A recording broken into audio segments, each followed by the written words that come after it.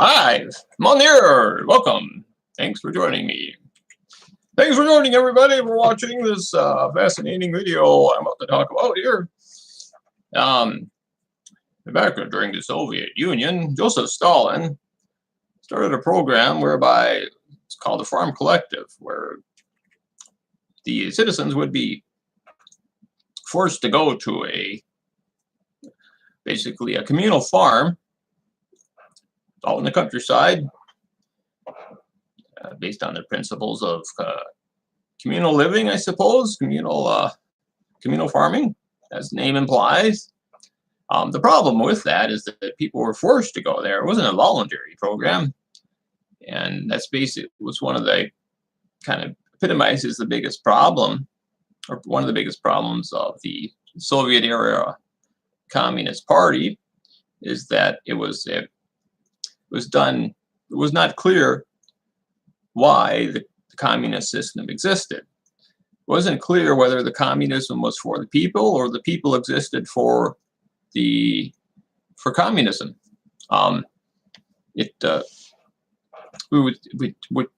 Which is it?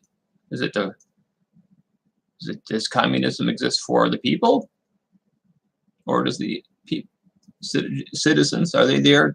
Do they exist? Is their only purpose to support the communist government and the communist political system? And I think it should have been made clear that communism should exist for the people, for the individual. So people do not exist to be a cog in the system. They're not a cog. The people, human beings, should be allowed to live their lives as much as they see fit, as much as feasible, and it doesn't interfere with the lives of other people. But I think that communism can actually help create such a system where it makes it easier for people to live a life of freedom. But that's where the crux is. You need to develop a communist system that provides a platform, or a blank canvas, a tabula rasa, a blank slate in which people can paint their lives, write their lives, however you want to frame that, but it should be very clear that the only purpose of government is to serve the people, make it easier for them to live their lives. And in that along that thread, I'm here to talk to you about the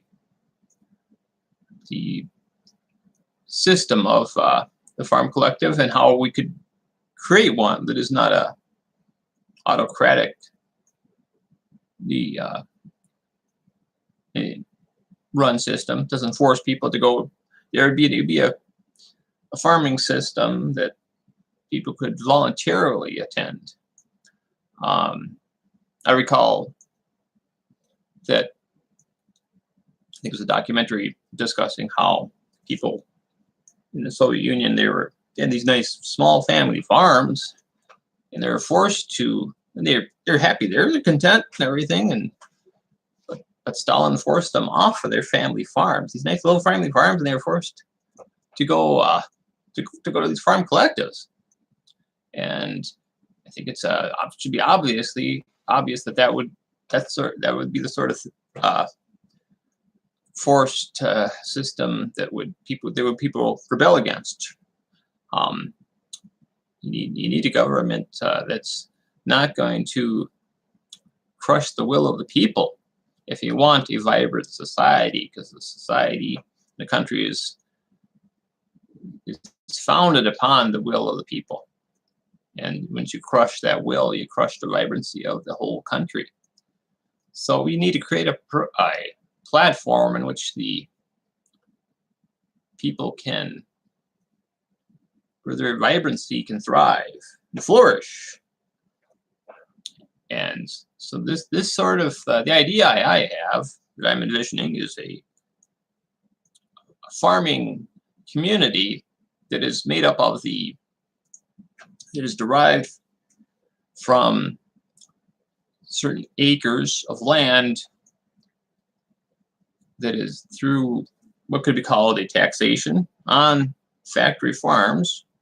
It is existing factory farms that own like thousands of or millions of acres. And some of those acres that are close to small farming towns could be seized through taxes imposed on the factory farms, so that this land is paid as a form of tax payment.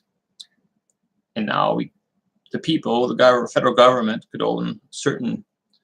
Would not have to be a whole lot of acres, but now we have these small towns that are often struggling financially.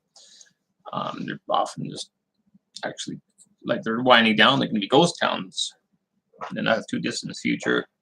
So now we have federal lands that are farmlands.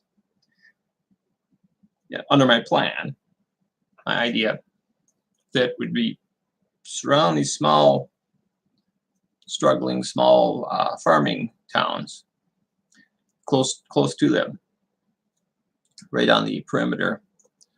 So what I envision is that this land could be offered as be parceled out and offered as land that people, say from the city or even from those small towns, could have for free as long as they start their own little small farm there, and then be like maybe and have some certain requirements. Maybe they'd have to pay a small maintenance fee, and then would have to be organic farming there, but they could, but if people were willing to farm it, then they can own the land for free. Maybe they could build a house on there and sort of start up a small family farm like we used to have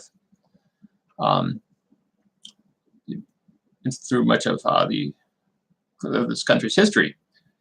And then there'd be a knock-on benefit to those local towns, because now there would be all these families that are moving in that would be shopping at these small towns.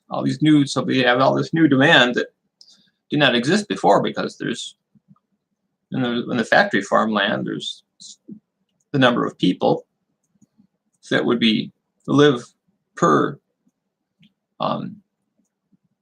acre, or how many hundreds of acres or whatever, is very low. This bringing in this community of people who would start up their old and small family farms on this newfound land that have been acquired through taxes. Now we'd have all these new families, new members of the community who'd be shopping, have the dollars. Much of it would go to the small town, and we'd attend the schools, and could provide a great deal of revival in the small towns in America if this was done on a large scale. It could be spread throughout the whole country.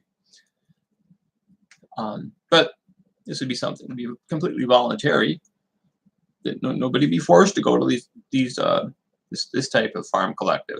And it wouldn't really be necessarily a collective. It would just be a new community. It'd be like a new farming community, a new revival of the family farm. It could be a case where after a certain number of years, they could,